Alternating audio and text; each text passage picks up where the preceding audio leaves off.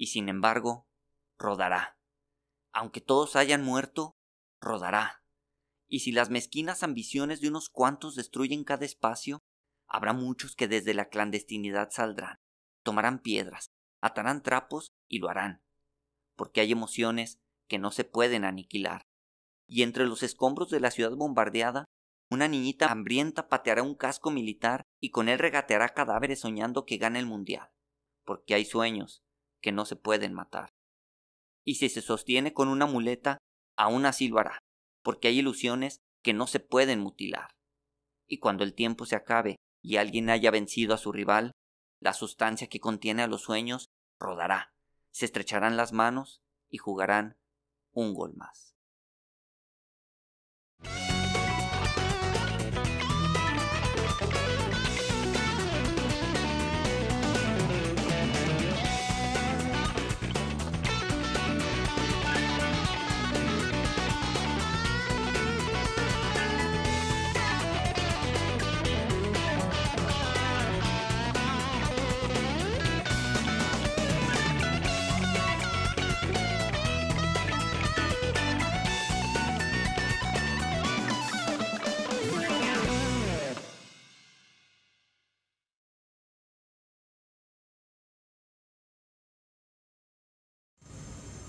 Hola a todas y todos, bienvenidos a Épico. Hoy les vamos a presentar goles y metralla, fútbol en contextos de guerra. ¿Qué onda, Millón? ¿Cómo estás, carnal? Bien chido, carnal, bien emocionado. Llegamos al final. Al final de ya la primera temporada. De la primera temporada, exactamente. No se van a deshacer de nosotros. Episodio 11, último de temporada. Y bueno, aparte, por ser el último episodio de la primera temporada, ¿tenemos a Valdano? Hijo de chingado, bueno, fuera, cabrón. Valdano, ven, por favor, güey. Hubiera estado chido. Hubiera estado con madre, cabrón. No, pero quise preparar algo especial para ti y para todos nuestros podescuchas, un programa distinto, por así decirlo, sobre todo porque es un tipo de historia que quería hacer ya hace bastante tiempo, y lo que tiene de distinto es que no vamos a platicar una historia, sino una serie de historias en torno a un tema. Chido. ¿Va? Me late. Ok, entonces, como siempre, para empezar, quiero hacerte una pregunta. Qué cabrón. No entiende. Vamos a tener que cambiar esas partes en la temporada 2. Sí, hay que... Bueno, puedes mandar tu sugerencia, güey, y a ver si el comité editorial, no sé qué chingadería, se digna primero a leerla, güey. Yo creo que no. Necesita este cabrón quejándose otra vez. Exacto, güey. Bueno, ¿alguna vez has escuchado del Museo de Auschwitz? ¿El del memorial? Sí, claro. Ok. Bueno, para quienes a lo mejor no están muy relacionados con el tema, el Museo de Auschwitz está en el lugar donde fue el campo de concentración de Auschwitz durante la Segunda Guerra Mundial, y ahí abrieron un centro de investigación sobre el holocausto judío, en específico sobre lo que sucedió en ese campo, ¿no? Sí. Entonces está como testimonio de lo que sucedió ahí, y se dedican a hacer investigación, ¿no? Bueno, hace casi 2 años, el 21 de julio de 2020, el Museo de Auschwitz publicó en su cuenta de Twitter una foto de Yuri Popper, un chavo judío que fue asesinado en ese campo de concentración. Okay.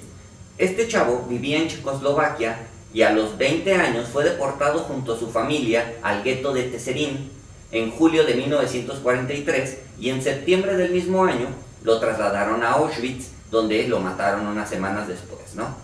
Bueno, lo que le pasó a este morro pues fue una tragedia como la que vivieron millones de personas durante la Segunda Guerra Mundial. Claro. Pero el hecho de que les esté hablando de él no es por lo que le pasó, sino porque la foto que se publicó de él en este Twitter del Museo de Auschwitz, el morro viste una camisa y una corbata blanca, un saco color gris, y prendido en la solapa del saco un pin del equipo de la Real Sociedad de San Sebastián. Oh, no mames. Así es. La cosa es que nadie, güey, ni los del museo, ni los investigadores, ni los del propio club de la Real saben a ciencia cierta porque este chavo checoslovaco en los 40 tenía una insignia de un equipo español, ¿sí?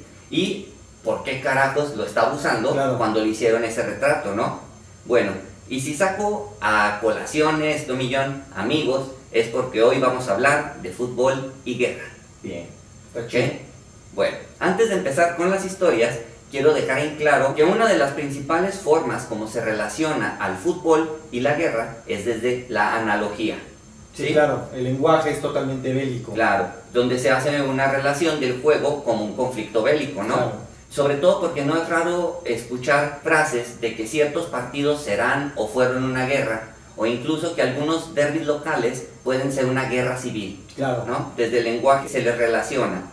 Pero eso tiene que ver porque existen semejanzas entre algunos elementos que componen la guerra y el fútbol. Por ejemplo, en el fútbol y la guerra existe un escenario o campo de batalla. Existen dos grupos que se enfrentan por lograr un objetivo. En ambas actividades hay un momento de planeación, de estrategia, de táctica, un proceso de acciones y la resolución, que es la derrota o la victoria. ¿Simón? Claro. Bueno, pero a pesar de todo esto, el factor fundamental para que se pueda hacer una analogía entre el fútbol y la guerra es el antagonismo. Es decir, que hay dos rivales que se enfrentan. Porque en el fútbol y la guerra descansan sobre todo en la rivalidad frente a otro al que hay que derrotar para lograr el objetivo, ¿no? Claro. Bueno, y esto porque casi todos los deportes de uno contra uno, ya sean individuales o colectivos, se impulsan de la idea de ganarle al otro, a diferencia de ciertos deportes o disciplinas deportivas donde hay que vencer una marca o solamente superarse a sí mismo, ¿no? Claro. Entonces, en este tipo de deportes, específicamente el fútbol, la rivalidad es la esencia del juego, ¿no? Bueno, es parte de la esencia Sí, es del parte juego. de la esencia del juego. Sí.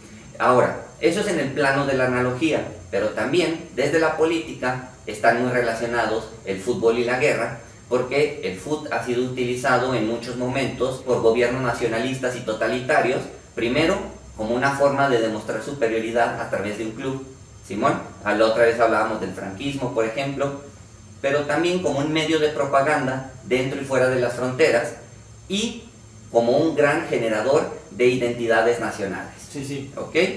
Pero, amigos, John, ese es un rollo en el que no nos vamos a meter. Oh. ¿Sí? No, esta cosa va a ser de otra naturaleza, porque para ser más específicos vamos a platicar historias cortas de fútbol en contextos de guerra. Ok. ¿Va? Bueno, tal vez la historia más famosa de fútbol durante alguna guerra es la llamada Tregua de Navidad. Claro, sí la recuerdo. Recuerdo la historia, ¿no? Claro. Es en la Primera Guerra Mundial. En la Primera Guerra Sí, claro. Mundial, ¿sí? Bueno, en junio de 1914, un pinche loco mató al archiduque Francisco Fernando y se inició la Primera Guerra Mundial. Y le dio nombre a una banda de rock bastante chida. Así es. Eso significaba, lo de que lo mataron, ¿no? Lo de la banda, de rock. que directa o indirectamente países de todos los continentes le entraron a los madrazos. ¿Va? Había dos bandos. En uno estaban Alemania, el Imperio Austrohúngaro, Italia y Turquía, y las llamaban potencias centrales o triple alianza. En el otro lado estaba Francia, Rusia, Gran Bretaña y después le entró Estados Unidos, y los llamaron la Triple Entente. Bueno, al principio de la guerra, el ejército alemán atravesó Bélgica y avanzó a Francia queriendo tomar París, pero fueron detenidos por los británicos y por los franceses. Como ninguno de los dos bandos en sí logró cruzar las líneas enemigas, la guerra se estancó, así que tuvieron que cavar trincheras y desde ahí realizaban combates a bayoneta calada, ¿no? Y se realizaban muchos también combates de fuego de metralla. A esa etapa se le llama la guerra de las trincheras. Entonces, esto tiene que ver con el contexto de la historia que les voy a platicar. Ok. ¿Vale? Bueno, las trincheras en sí eran lugares extremadamente crudos para estar, ¿no? De hecho, en esos 4 años que dura la etapa de la guerra de las trincheras, miles de soldados murieron ahí por gases venenosos que les lanzaban, por estar parados todo el tiempo sobre terreno fangoso, por mordeduras de rata, o incluso a muchos otros quedaron lisiados por el congelamiento, ¿no? Sí. Bueno, en ese periodo se dieron las batallas del Verdún y del Somme, en las que los países del Entente, que es donde estaba Francia y Gran Bretaña, contuvieron a los alemanes de la Triple Alianza. Bueno, ahora sí, hay muchas versiones de lo que pasó, pero se dice que el 24 de diciembre de 1914, por la tarde, desde la trinchera alemana, los soldados alemanes les gritaban a los ingleses y los franceses que si no disparaban, ellos tampoco lo harían. ¿Simón? Ok. Bueno, y se pactó, así lo hicieron, no hubo hostilidades esa tarde del 24 de diciembre. Según esto, esa noche, en ambas trincheras, los soldados cantaban villancicos y los del otro lado continuaban la canción, Sí. pero desde la versión de su idioma. Lo que nos dice que cerca estaban los unos de los otros, pues Sí. que se escuchaban. 30 metros. Pues no mames, o sea, Sí. es nada. Sí. Para la mañana siguiente, un soldado alemán se arrastró hasta la trinchera enemiga para proponerles una tregua y la aceptaron. Entonces la cosa era no combatir ese día que era Navidad. Entonces, como estaba pactado un cese de hostilidades, los soldados se levantaron, salieron de las trincheras, comenzaron a caminar, pues, a estirar las piernas, saludaron a los del otro bando, estaban cotorreando, fumando, todo tranqui, pasando el rato, como si no hubiera guerra, güey. Sí, claro. Y como si no se quisieran matar, ¿no? Claro. Sí, bueno, entre las charlas se acordó darse chance de enterrar a todos los muertos que había en el espacio entre trincheras, y entonces empezaron a ayudar entre todos a excavar. ¿Ok? Cuando terminaron, los 30 metros que separaban las trincheras quedaron despejados. En ese momento, desde la trinchera británica, salió un soldado con un balón de fútbol y se armó la cascarita, güey. A huevo. Sí, y lo más épico de esa historia es que, como dicta la esencia futbolera, como no había más, los soldados improvisaron las porterías con piedras. cascos de combate. Con cascos. Y el balón lo hicieron ahí mismo con un saco de arena, papel, trapos y cuerdas. Ahí amarraron lo que pudieron, Exacto, lo rellenaron y dale. Así, cabrón, Qué como chido. cuando no eres morrito y no tienes un balón y eso no es impedimento. Eso no es impedimento para jugar fucho, claro. Exacto, güey. Los equipos eran de más de 50 hombres y jugaron poco más de una hora, y según esto, Alemania ganó 3-2. Pero la Alemania neta, es güey. Alemania. Exacto. Alemania es Alemania, güey. Pero bueno, yo creo que en esa situación para estos güeyes el marcador era lo Sí, menos es importante, irrelevante, güey. O sea, imagínate, o sea, lo que están atravesando, güey, Claro. una situación tan jodida como una guerra, y un día poder salir de la trinchera, estirar las piernas y ponerte a jugar, güey. Sí. O sea, yo creo que para cualquiera que le guste este deporte ha sido como tocar el cielo ante esa circunstancia en la que Sí. estaba, ¿no? Sí, de hecho, fíjate que me estás recordando, en la sección cultural de Épico, me estás recordando un fragmento del maravilloso poema de Piedra de Sol de Octavio Paz, donde él está contando una anécdota de cuando él estuvo en España durante la Guerra Civil. Ajá. Y le toca en un momento donde van a pasear, va él con su esposa, con Elena Garro y con otros poetas, cuando empiezan a bombardear, entonces ellos tienen que esconderse. Simón. Y en el poema cuenta un momento donde ellos se esconden detrás de unos montones de trigo, de algún grano, porque Ajá. estaban sobre campos los campesinos, y que alcanzan a escuchar que justo del otro lado Ajá. están los enemigos. Sí. Y él dice que lo que le asombró, porque estaban platicando, estaban compartiendo comida, y están contando chistes, están riendo. Entonces dice Octavio Paz en ese poema que para él lo que más escalofrío le da de la guerra es descubrir que el otro también tiene voz humana. Encontrarte que el otro también ríe. No y es la también está maldad encarnada. no es el monstruo, es otro igual que tú, ¿no? Simón. Ahorita que decías de este soldado alemán que se arrastra y llega con los otros, y en estos cantos de villancicos con pregunta-respuesta, por decirle de alguna manera, es que el otro también es humano. Claro, güey. Bueno, la cuestión es que no todos estaban de acuerdo con que se haya pactado la tregua, y según eso, un oficial del ejército británico cogió un fusil y mató a un soldado alemán, y qué así huevos. se acabó la tregua. Pues sí, no mames. Sí. O sea, siempre está el pinche clavado. El caga- Caga- el caga- sí, chingada. Están echando cáscara tan a gusto. Y bueno, valió que aquí todo. Valió madre. Pero bueno, Hitler, ¿verdad? no se sabe a ciencia cierta si eso fue verdad, es decir, si hubo este asesinato y por eso se terminó la tregua, pero el hecho es que el combate se reanudó el 26 de diciembre y la guerra siguió su marcha y sin piedad contra el enemigo, Claro. ¿no? Bueno, para recordar este hecho, el 24 de diciembre del 2014, en Inglaterra se organizó un partido conmemorativo entre los soldados de los ejércitos de Inglaterra y de Alemania, y juntos cantaron Noche de Paz, como chido. una forma simbólica Un de homenaje recordar. a Simón. ese día. Claro, bueno, así como existen versiones de lo que pasó, también hubo algunos soldados de la época que negaron que hubiera sucedido, e incluso hay historiadores que argumentan que no pudo haberse dado, ¿ok? Sin embargo, hay un testimonio que pesa demasiado para darle veracidad al hecho de que sí haya sucedido la tregua de Navidad. Es de un soldado germano del 16º Regimiento de Baviera, En una carta que aún se conserva, escribió: este tipo de cosas no deberían suceder en tiempos de guerra. ¿Acaso no tenéis, alemanes, sentido del honor? Esto haciendo alusión a la tregua y al partido de fútbol, ¿no? Bueno, el nombre de ese soldado era Adolf Hitler. Pinche chaparro, cabrón. Ya sé lo que anda, hasta lo que no se come y le hace daño, güey. Exacto, güey. ¿Qué te importa a ti si los otros echaron su cascarita? Pues así. Entonces, ese testimonio que hay de Hitler... ¿Y esa carta se le está mandando a algún familiar? ¿O se sabe a quién le mandaron esa carta? Son cartas que están resguardadas en los archivos militares. Sí. Entonces, por ejemplo, yo a la versión que tuve acceso, no está especificado a quién. ¿Quién es el destinatario de la carta? Ajá, exacto, ¿no? Bueno, pero esa no es la única historia que les traigo y tampoco la única de la Primera Guerra Mundial, ¿no? A la siguiente le podemos llamar la carga de fútbol durante la batalla del Somme. Bueno, Somme es un departamento de Francia al sur de Dunkerque, y ahí se dio una de las mayores batallas de la Primera Guerra Mundial junto a la de Verdún.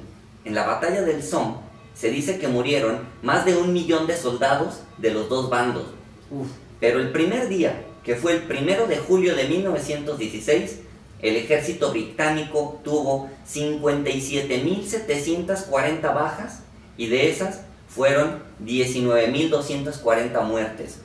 O sea, esta batalla del Somme la podemos comparar con la de Stalingrado en la Segunda Guerra Mundial. O sea, esas batallas de cruentas hasta la madre. Hasta la madre, güey. Okay. Sí. Bueno, ese primer día, el general Douglas Hyde del ejército británico ideó un plan muy chingón y fácil, según él.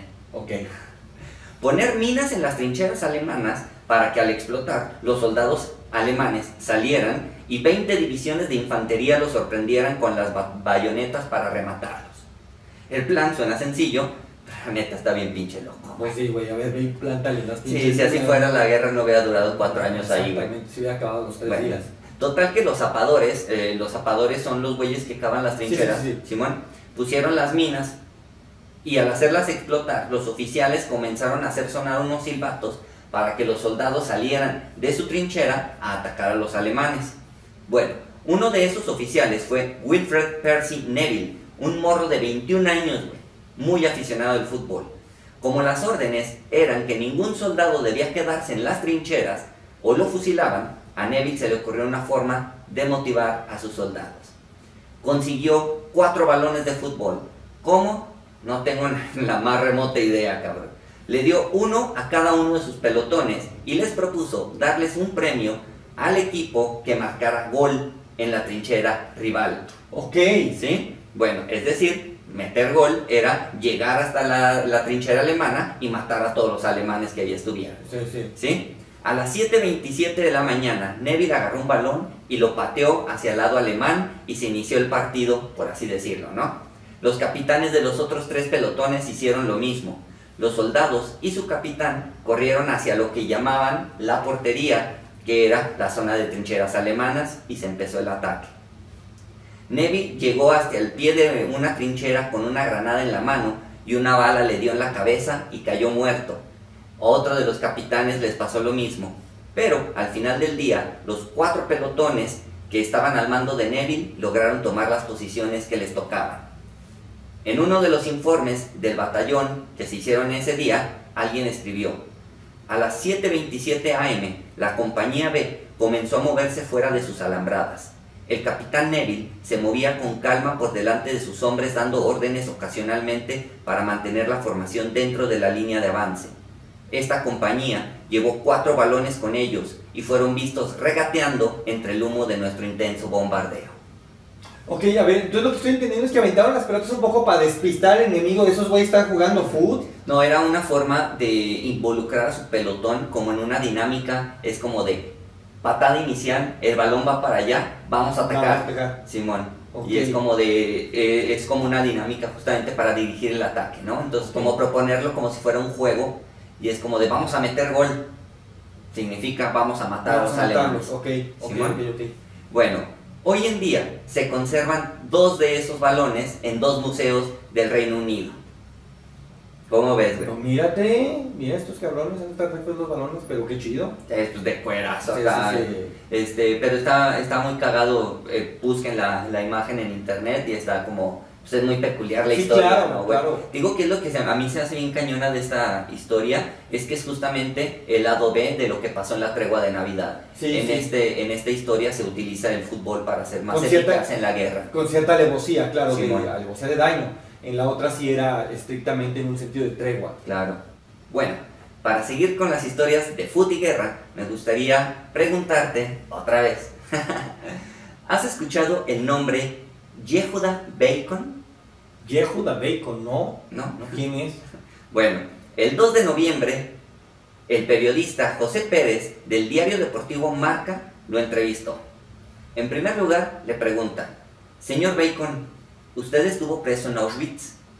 La respuesta fue: sí, un lugar horrible que no se puede describir. Allí eliminaban a la gente enseguida. Después le preguntó: ¿es cierto que en el campo de concentración se disputó algún partido de fútbol? La respuesta del señor Yehuda fue: sí. Luego el reportero le dijo: ¿cómo fue posible que ocurriera una cosa así en un lugar destinado a la tortura y el asesinato?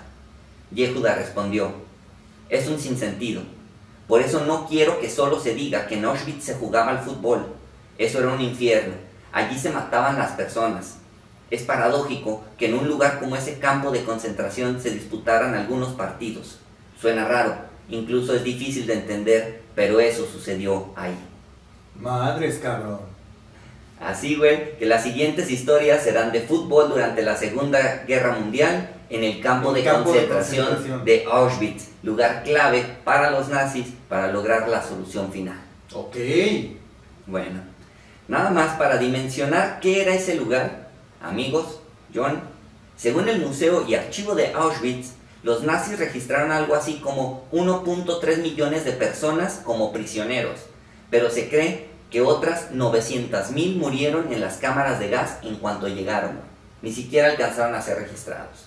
Bueno, de los 1.3 millones de deportados a Auschwitz, al menos 1.1 fallecieron, así que el índice de mortalidad fue algo así como del 85%. Bueno, ahí estuvo Yehuda Bacon, que tenía 10 años cuando estalló la guerra entre las potencias del eje Roma-Berlín-Tokio y los aliados, que estaban encabezados por Gran Bretaña, Francia y después le entrarían Estados Unidos y la URSS. Bueno, en 1942, a los 13 años, Yehuda Bacon fue deportado al gueto de Tesserin y en 1943 lo transportaron a Auschwitz y ahí le dieron una nueva identidad: prisionero 168.194. Ok. Buenas son las matemáticas, ¿no? Estuvo 2 años en ese lugar y en 1945 lo pasaron al campo de concentración de Mauthausen y a los pocos meses fue liberado, ¿no? Entonces, Yehuda, cuando lo entrevistan, cuenta que cuando estaba en Auschwitz, un día estaba jugando al fútbol contra los de la SS y le aplicó un regate épico al SS Rodenführer Stefan Baretsky. Bueno, Yehuda se quedó toda su vida con el recuerdo de ese regate como una victoria personal. Claro. Y lo más chido es que lo volvió a repetir cuando lo liberaron y testificó en contra de los nazis. Qué chido. Bueno, para lo que y a sigue... los alemanes. Exacto. Que si algo saben hacer es jugar fútbol. Así es, güey. Bueno, para lo que sigue vamos a regresar un poquito en el tiempo. El campo de fútbol se comenzó a construir en Auschwitz a mediados de 1940 entre los barracones donde dormían los prisioneros, la rampa de carga y descarga de los trenes, una cámara de gas y el crematorio número 3 en una sección del campo que le llamaban B2F, que estaba delimitada por una alambrada electrificada. Ok, pero a ver, entonces esto estaba en los planos de Auschwitz, o sea, no fue como en un pedazo de tierra improvisado, o sea, era un campo de fútbol. Sí, de hecho pueden ustedes buscar en internet y están los planos de Auschwitz y está marcado ahí el campo de fútbol. Entonces supongo que esto era un poco para el entretenimiento de los mismos soldados alemanes, no creo que estuvieran contemplando a... Pues la intención, el por qué, pues no lo sabemos del todo, pero el hecho es que los de la SS lo utilizaban. Okay. Y justo tiene que ver ahorita con lo que con lo que vamos a platicar enseguida, ¿no? El campo se terminó de construir en 1941. Para ese momento todavía no se realizaban exterminios masivos en Auschwitz y los prisioneros tenían tiempos de descanso, si era todavía un campo de trabajo. Sí, eso es hasta el 43. Sí, entonces les daban chance de jugar fútbol cuando los de la SS les prestaban un balón. Ok. No eran juegos formales, eran más bien como cascaritas. Sí, pero se empezaron a hacer regularmente cada domingo. Tadeusz Borowski, prisionero, 119.198, era portero. Un día estaba en uno de esos juegos improvisados, en la portería que estaba junto a la reja que separaba la cancha y la rampa de los trenes. En una jugada, el balón se fue hacia la alambrada y cuando fue por él, vio que un chingo de personas estaban bajando de los trenes y se sacaban de onda de verlos jugar al fútbol, ¿no? Bueno, el partido siguió y en un disparo, Borowski desvió la pelota a tiro de esquina y cayó de nuevo a la alambrada, ahí a donde había ido a recoger la vez pasada el balón. Cuando llegó ahí, se quedó helado, porque ya no había rastro de una de esas personas. Eso significaba solo una cosa, que no fueron registrados como prisioneros, sino que los llevaron directamente a las cámaras de gas. Bueno, Borowski declaró sobre eso: entre dos saques de puerta en un partido de fútbol, justo detrás de mí, 3,000 personas habían sido enviadas a la muerte. Madres, cabrón. Así es, Madres, amigo. güey. Está muy perro, güey. Bueno, con el paso de los meses, las cascaritas de los domingos fueron teniendo cada vez más importancia y los de la SS se metieron cañón en la organización. Y es que es el asunto de lo que preguntabas hace ratito, es porque los soldados alemanes también vivían en el campo de concentración. Sí, y como no salían más que los días que tenían permiso, pues el fútbol se volvió una forma de entretenerse. Claro. ¿Va?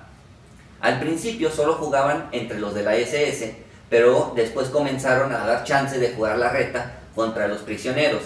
Y bueno, para los prisioneros el fútbol se volvió una opción de sobrevivencia, porque a los que jugaban les daban una ración extra de alimento, y como normalmente les daban bien poquita comida, claro, pues muchos querían jugar, güey. Sí. Entonces, el pedo es que eso provocó que un chingo de güeyes dijeran que sabían jugar fútbol y la neta eran bien malos, güey. Pero eso, lo que hace como muy peculiar todo este asunto, es que desde la SS promovieron un sistema como de escauteo para identificar buenos jugadores entre los prisioneros, ¿no? Bueno, Walter Winter fue un tipo importante en ese asunto de organizar los partidos. Él era un Sinti, es decir, un gitano alemán. Y por eso lo metieron a Auschwitz en 1943, ¿sí? En el entendido de que sabemos que no solamente judíos eran presa de esta política nazi de polacos, gitanos, disidentes, enfermos mentales, etcétera, ¿no? Bueno, un día un oficial lo escogió como entrenador de prisioneros. Era un don Toño. Así es, nada más porque sí, güey. Y le encargó armar un equipo chingón de puros gitanos, porque iban a jugar contra los SS en el primer partido oficial de Auschwitz. Como quien inaugura un estadio, güey. Okay. Anda así, ¿no? Bueno, Winter narra lo siguiente: comenzó el encuentro y solo un pequeño grupo de SS se quedaron vigilando, porque todos los demás estaban en el campo de fútbol. A ningún prisionero se le permitió ver el partido, pero los alemanes desconectaron la valla electrificada que rodeaba el campo, de modo que los reclusos pudieron acercarse y observar el encuentro desde lejos. El partido empezó. Nosotros atacamos desde el comienzo y marcamos el primer gol a los 10 minutos. Yo pensé, ahora se van a abrir las puertas del infierno. Con el tanto, los de la SS empezaron a disparar sus pistolas como si fueran fuegos artificiales. En la segunda mitad marcamos de nuevo y el infierno se volvió a abrir. Las dos facciones de la SS empezaron a discutir y estuvieron cerca de pegarse. Poco antes del final concedimos un gol. Ganamos 2-1 y eso relajó un poco las cosas. O sea, les dejaron meter el del honor porque si no se los cargaba la chingada. Payaso, güey, sí, cabrón. Bueno, entonces podemos decir que la inauguración de la cancha de Auschwitz la ganaron los gitanos a los arios de la SS. 2-1. Mira, ¿quién los viera? Así es, carnal. Bueno, Miklos Gisli prisionero A8450, cuenta que en 1943 iba de camino a los barracones y vio parados a un grupo de sujetos que les llamaban Sonderkommando, que era el nombre que los alemanes le daban a los prisioneros judíos que se encargaban de trabajar con los cadáveres en los crematorios. Sí, también eran los que liberaban las bolas de ciclón B sobre las cámaras de gases, los que llevaban los cadáveres directamente a los crematorios. Era la policía judía que utilizaban los alemanes para esas labores, ¿no? Bueno, estos del Sonderkommando estaban parados afuera del crematorio 1, esperando porque la madre esa se descompuso, y los crematorios 2, 3 y 4 estaban trabajando incinerando cuerpos, así que no tenían jale por hacer. Como estaban ahí paraditos, sin hacer nada, los de la SS los voltearon a ver feo, les hablaron y se los llevaron al campo de fútbol. La neta, todos sabían lo que iba a pasar. Pero, para su sorpresa, y para nosotros también, no los mataron, sino que los de la SS sacaron un balón de fútbol y se pusieron a jugar con ellos. Entonces estos que pensaban que los iban a fusilar ahí y pues toma, vamos a echar cáscara, ¿no? Exacto, Bueno, Miklos escribió sobre eso. Pusieron la pelota en juego y sonoras risas llenaron el patio. Los espectadores estaban excitados y animaban a los jugadores, como si el partido se estuviera jugando en un campo de una ciudad en paz. Chale. ¿Tú qué crees, ¿Neta sí se podrían olvidar de dónde estaban y de quién era su rival? Yo creo que sí, porque yo creo que también el espíritu humano busca esos momentos para poder abstraerse de su realidad, ¿no? Ahora que estás contando esto me recordaste otro dato cultural. Hoy andamos muy culturales. ¿Qué tal? Hombre, para que no digan que en Épico no abrimos un libro. Justo en su libro del infinito en un junco de Irene Vallejo, una maravilla de ensayo que recomiendo ampliamente, hay un episodio justamente que tiene que ver con los campos de concentración, y ella habla de que mucha gente se reunía en clubes de lectura un poco clandestinos dentro de Auschwitz concretamente, y a la pregunta de, bueno, ¿cómo clubes de lectura? ¿Qué leían? ¿No? Evidentemente no había libro, ningún prisionero tenía acceso a un libro, evidentemente no había. Lo que hacían era reunir a ciertas personas que recordaban de memoria pasajes de libros clásicos o poemas, chido, y entonces se reunían a que alguien les leyera de memoria algún pasaje de algún libro, ¿no? Escuchar el libro, ¿no? Escuchar el libro, escuchar el poema, y eso de alguna manera los abstraía, porque las dinámicas eran las de un club de lectura cualquiera, es decir, acabando la lectura discutían sobre lo que habían escuchado, ¿no?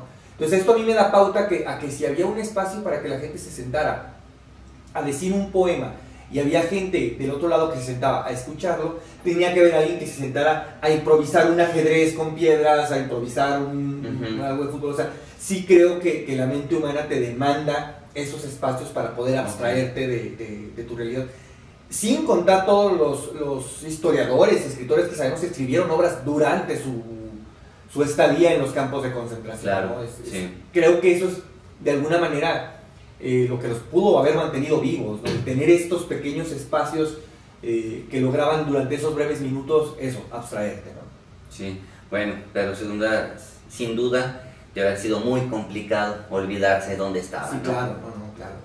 Entonces, en 1943 empezaron los partidos oficiales o formales, por decirles de alguna manera, y se siguieron haciendo cada semana hasta julio de 1944, que por primera vez se canceló un juego entre dos equipos de la SS. El motivo, el atentado contra Hitler del 20 de julio de 1944, mejor conocido como el Plan Valkyria. El Plan Valkyria, claro. Sí. Ahí Tom Cruise lo quiso matar, sí, maldito. Maldito Hitler. Ahí Tom Cruise lo hizo bien. Sí, por fin. Pero es que es un prodigio, el de las misiones imposibles. Exactamente. Bueno, pero Hitler sobrevivió, Auschwitz también, y con él el fucho en el campo de concentración. En ese campo, un hombre destacó por encima de los demás, un alemán de apodo El Capo. Su nombre, Arno Bohm, o prisionero número 8. Llevaba ese número porque fue uno de los primeros en llegar al campo de concentración, así que cuando se empezó a jugar fútbol, él ya era veterano en el campo, ¿no? Bueno. Él está por retirarse de la liga de fútbol de Auschwitz. Exacto, sí, ya iba a pasar la de veteranos, güey. Sí, Este compa llegó a Auschwitz en 1940, como ya dije, procedente del campo de concentración de Sachsenhausen, que se abrió en 1936. Bueno, él no solo era un líder nato, sino un ladrón y un culero. Ok. Y por esas habilidades, Ya me cayó bien. los SS lo reclutaron para que trabajara para ellos como líder de los prisioneros.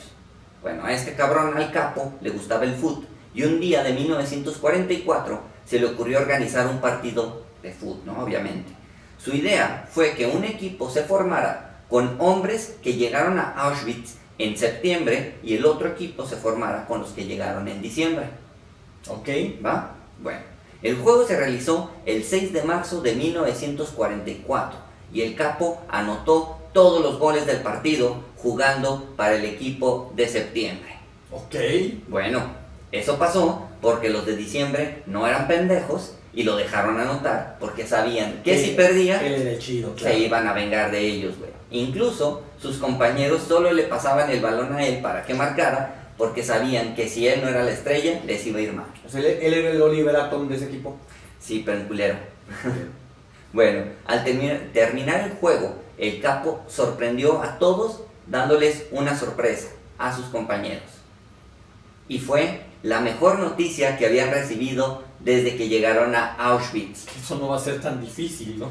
Como habían ganado todos los prisioneros, no solo los que jugaron, sino todos los que llegaron en septiembre, iban a ser trasladados, no a un campo de concentración, sino a un campo de trabajo, pero a uno de verdad.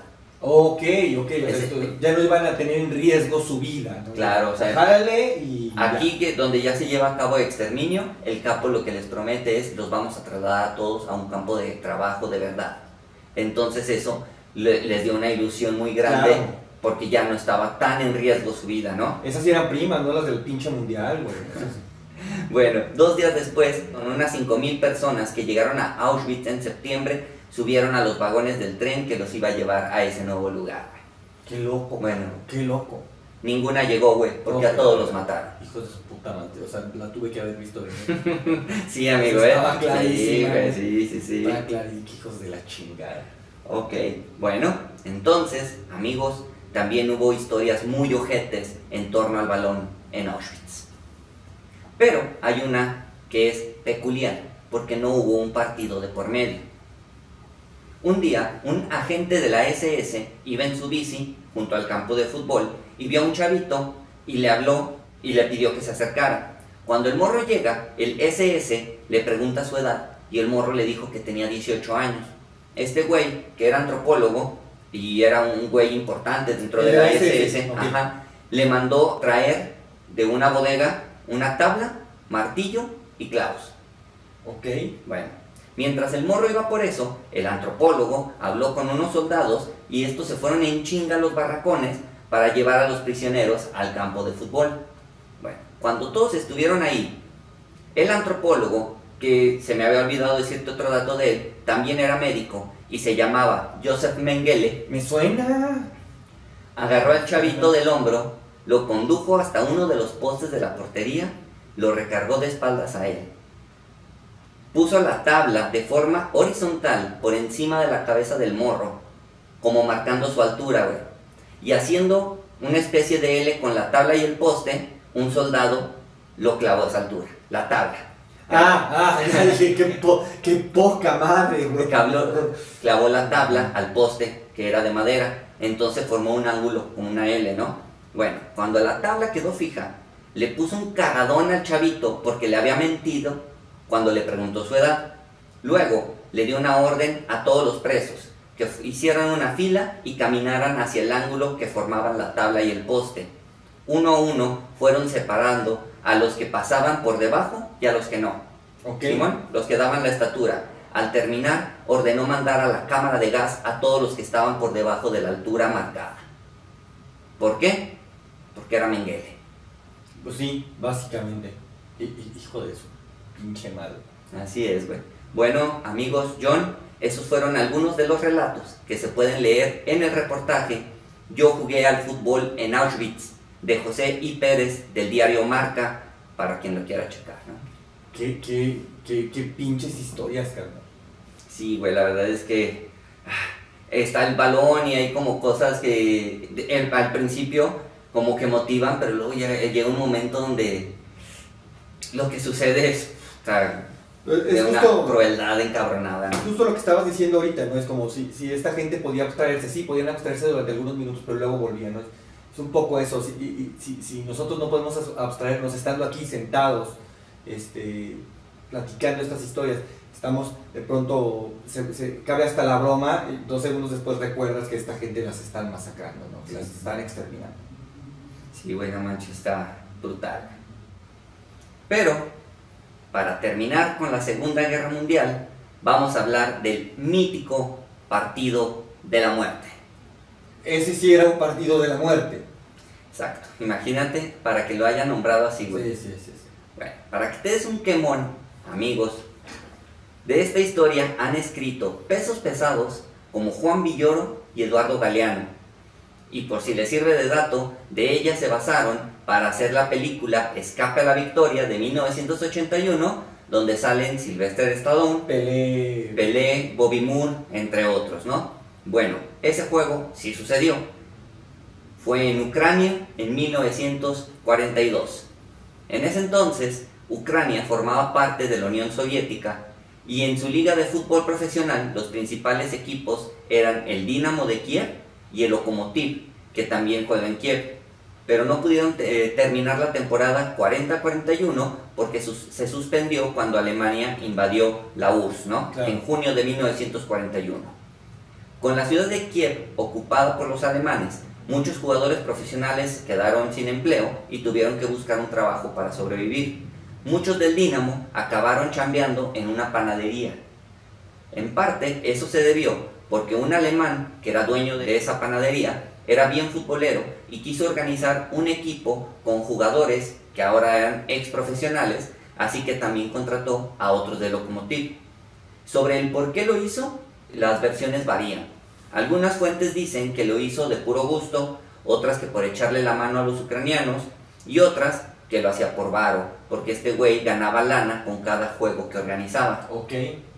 Sea como sea, el motivo que haya llevado a este tipo a reunir jugadores y armar un equipo es que ese equipo sí existió y se llamó FC Start, Fútbol Club Start. Bueno, durante el verano de 1942, el alemán de la panadería obtuvo permiso para que el Start jugara partidos, así como de exhibición, con otros equipos locales. Bueno, como el Start ganaba todos los juegos, a las autoridades alemanas se les ocurrió que jugaran en contra de sus soldados. Y así lo hicieron durante todo julio de 1942. El primer juego contra los alemanes lo ganaba el Start 4-1 y al minuto 60 el árbitro pitó y suspendió el partido. ¿Por qué? Pues porque así no se podía decir que los alemanes habían perdido. Ok. ¿Va? La cosa es que repitieron el juego 3 días después y el Start lo volvió a ganar, pero ahora 6-0. Verga. El siguiente encuentro lo ganaron 5-1 y de nuevo los alemanes lo repitieron y de nuevo perdieron 3-2.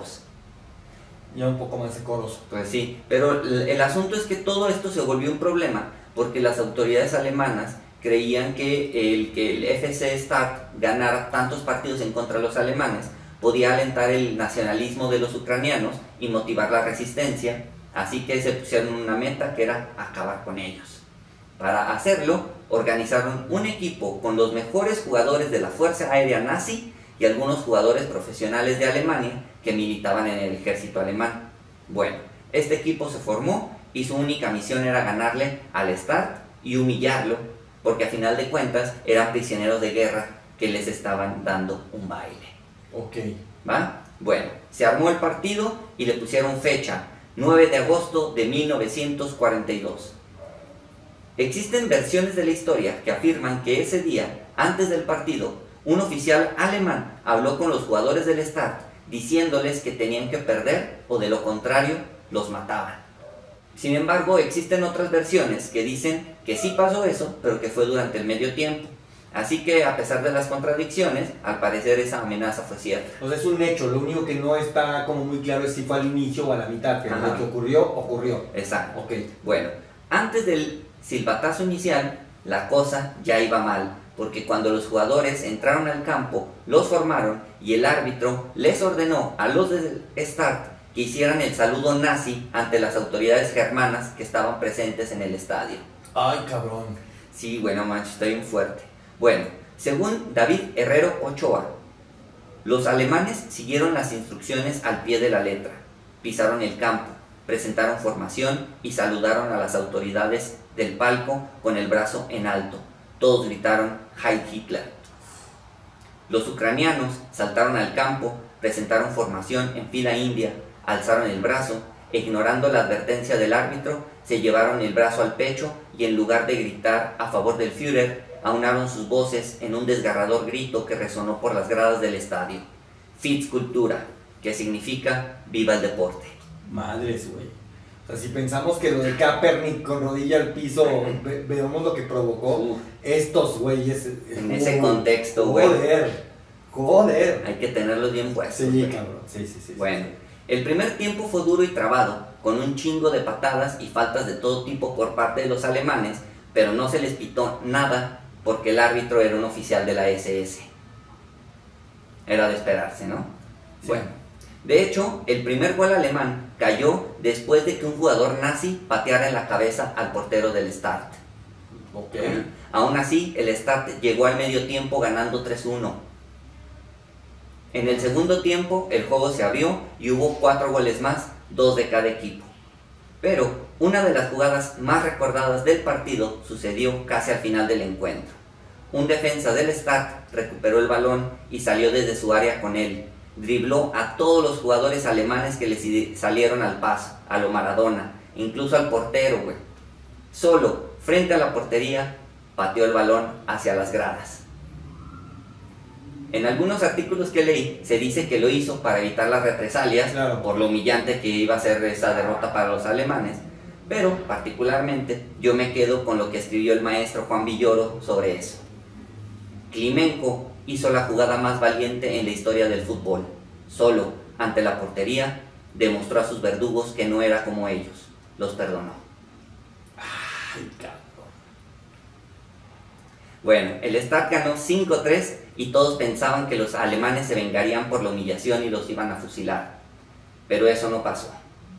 Bueno, por lo menos no acabando el juego. Por lo menos no ese día, ok. Bueno, a la siguiente semana, el 16 de agosto, jugaron contra otro equipo de alemanes y ganaron 8-0. Y ahí fue cuando se armó el desmadre.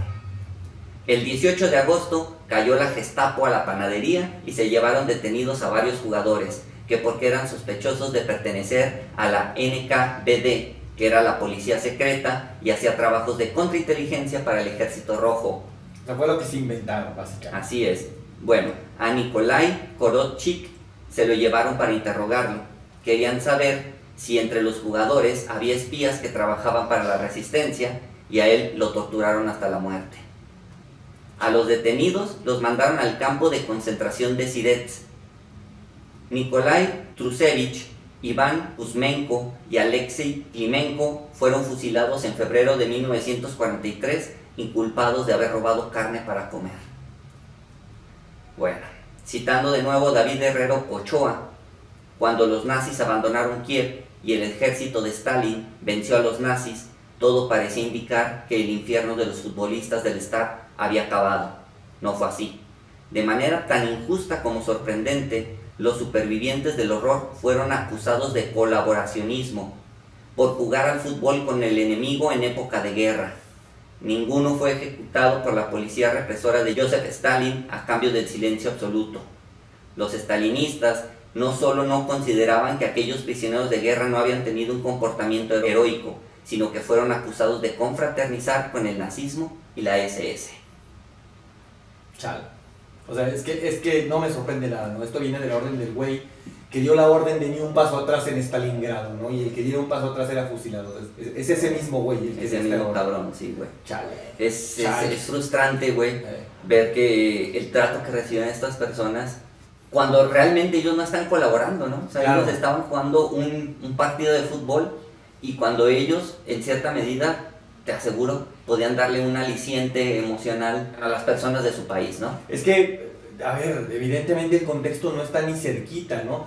Pero es Maradona ganándole a los ingleses en el 86 y que es una victoria anímica frente a lo que acababa de ocurrir con las Malvinas. Sí, claro. Entonces, estos nos están matando, estos nos han quitado nuestra libertad, nos han quitado todo, pero en este momento, en este rectángulo, les vamos a ganar. Sí. O sea, sí es un acto patriótico y sí es un acto de vergüenza nacional, en ese sentido de tener vergüenza, no de que te avergüence, ¿no? De no bajar la cabeza frente a estos cabrones, ¿no? Claro, güey. No hicieron el saludo nazi, no saludaron a Hitler. Sí. O sea, ¿cómo eso puede ser considerado colaborar con el enemigo, ¿no? Sí, no manches. Pero bueno, de esperarse de ese Joseph régimen Stalin, ¿no? que levantó Stalin, ¿no? Y bueno, esa fue la última de las historias de goles y metralla que les quería presentar. ¿Qué te pareció el episodio, Millón? Chidísimo, carnal. Qué gran historia, qué grandes historias nos acabas de compartir de cómo... ¿Sabes qué me brinca de inmediato a la cabeza? Cómo muchísima gente que hoy sigue teniendo de manera muy fácil en la boca que el fútbol es pan y circo, no tienes ni idea. Sí. No tienen ni idea, como no solo el fútbol, como el deporte en general ha ayudado y ha salvado no solo vidas en algunas ocasiones, sino que le ha permitido a mucha gente sobrevivir y sobreponerse a sus condiciones, ¿no? El deporte en general, en este caso el fútbol en particular, no sabemos cuánto pudo haber ayudado a esta gente a tener victorias efímeras, si queremos, ¿no? No importa. Ese regate que le tiró, o sea, evidentemente no lo olvida, ¿no? Claro, sí. Se lleva esa victoria, porque es una victoria para él, ¿no? Como decías, mientras nos lo compartías, es una victoria personal haberle tirado ese regate a ese alemán, ¿no? Claro. Está súper chido, cara. Sí. Bueno, a mí en lo particular estas historias me dejan como un sabor agridulce, porque por una parte creo que distraen un poco del dramatismo de la situación de vida tan jodida que estaban pasando ciertas personas, ¿no? Sobre todo las que protagonizan las historias, ¿no? Como las que pasaron en el campo de concentración, específicamente en Auschwitz, ¿no? Porque hasta de repente, yo cuando lo estaba investigando y preparando el guión, como que de repente te da la impresión de que las personas no lo pasaban tan mal, cuando sí era así. Claro, por eso lo que dice en sus declaraciones, yo no quiero que se hable de esto, yo no quiero que se hable de fútbol, porque va a parecer que estamos en un pinche country club, y claro, no es eso, ¿no? Exacto, güey. Sí, pero bueno, por el otro lado, a mí me hace pensar que sea como sea, el deporte es un espacio de libertad, ¿no? Claro. Porque esas personas, pese a todo lo que estaban viviendo, podían evadir por un ratito su realidad, que era muy culera, ¿no? Sí, esos 3 y minutos, tener la posibilidad, minutos, sí, también de enfrentarse, como decías, a su enemigo en una situación un poco más de igualdad. Donde donde los civiles inocentes podían por lo menos hacer algo para ponerse a la altura y rivalizar con el otro lado, ¿no? Entonces, pues de todo eso creo que, aunque suene muy romántico, ¿no? Creo que podemos decir que es imposible negar que jugar nos hace un poco más felices, ¿no? Sí, nos hace un poco también más humanos. Sí, claro. O sea, sí nos acerca al otro. Insisto, evidentemente es una competencia y lo que quieres es ganar, pero nadie muere en esa competencia, ¿no? Bueno, en esta sí se moría, ¿no? Pero no en ese momento. Sí. En ese momento en el que metes el gol, celebras el gol incluso, ¿no? Es una gran victoria ese gol, ¿no? Está increíble, carnal.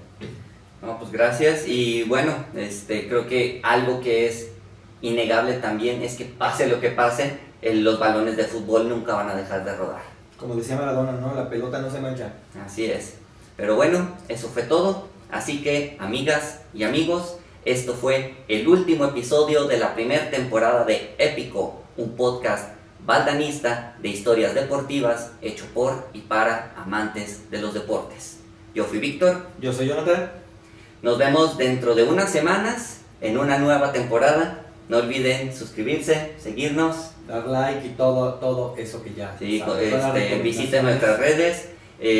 Si nos hacen favor de calificar la epicidad del episodio en el epicómetro poniendo estrellas en los comentarios, y si les da la gana, mándenos opinión sobre episodios que quieren que entren en la segunda temporada, y será un gusto preparar algo sobre eso.